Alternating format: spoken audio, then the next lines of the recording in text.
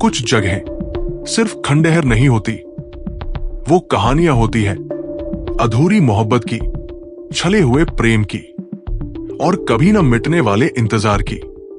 आज मैं आपको ले चल रहा हूं मध्य प्रदेश के एक ऐसे महल में जहां एक झरोखा है जो कभी रानी रूपमती की आंखों का सपना था और आज वो किसी की आत्मा की नजर बन चुका है। साल था 2016। भोपाल से 4 दोस्तों का ग्रुप अनिरुद्ध, देव, समिता और रुचि मांडू घूमने निकला था। वो एक हेरिटेज व्लॉग बना रहे थे और मांडू की हॉन्टेड हिस्ट्री को एक्सप्लोर करना चाहते थे। रूपमती महल, बाज बहादुर का महल, नीलोपल तालाब, सब कुछ उन्होंने शूट कर लिया था। लेकिन तभी एक लोकल गाइड ने कुछ खास बताया। रूपमती महल में एक झरोखा है जहां रानी आखिरी बार बैठी थी और कहते हैं वहां आज भी वो बैठती है।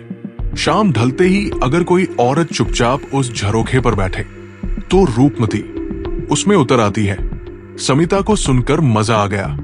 उसने ठान लिया सूर्यास्त के बाद उस झरोखे पर अकेली बैठेगी, एक सिनेमैटिक गोस्ट कॉलिंग रील बनाएगी। 7 बजे महल खाली हो चुका था, लेकिन समिता वहां अकेली रुक गई। कैमरा ऑन था और वो झरोखे से नीचे बहती नर्मदा को निहार रही थी। कैमरे में एक दूसरी औरत की परछाई आई। ठीक उसके पीछे समिता ने पलटकर देखा, कोई नहीं था, लेकिन आवाज आई, मेरा प्रेम अधूरा था, तेरा भी अधूरा रहेगा। और समिता अचानक चुप हो गई। उसकी आंखें शून्य में टिक गई और वो बेहोश हो गई। सुबह जब दोस्तों ने समिता को होश में पाया, वो उन्हें पहचान नहीं रही थी, बस एक ही बात कह रही थी, झरोखे से नर्मदा दिखती है, लेकिन अब वहां मेरा इंतजार कोई और कर रहा है। साइकियाट्रिस्ट्स ने डिसोशिएटिव आइडेंटिटी डिसऑर्डर बताया, पर जब कभी झरोखे की तस्वीरें दिखाई जाती या मल्हार राग बजता, समिता की उंगलियां वीणा की तरह चलने लगती और वो गुनगुनाती वही धुन जो कभी रानी ने गाई थी।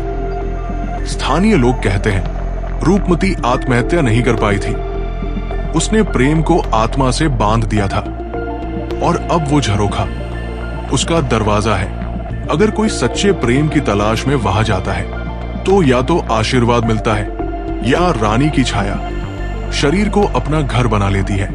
भोपाल यूनिवर्सिटी के पैरासाइकोलॉजी स्टूडेंट्स ने भी इस केस को डॉक्यूमेंट किया है। महल के सीसीटीवी में झरोखे पर हलचल कैद हुई थी, पर सरकार ने कहा नेचुरल वाइंड मूवमेंट। लेकिन आज भी कोई लोकल गाइड सूर्यास्त के बाद वहां जाने की सलाह नहीं देता। क्या आपने कभी मांडू का महल देखा है या महसूस की है कोई अदृश्य परछाई वहां? कमेंट में लिखिए, मैंने भी झरोखा देखा है। और अगली बार मिलते हैं एक और सच्ची डरावनी कहानी में। गया स्टेशन, वो सीट जो हमेशा खाली रहती है। तब तक रात को झरोखे की तरफ मत देखना।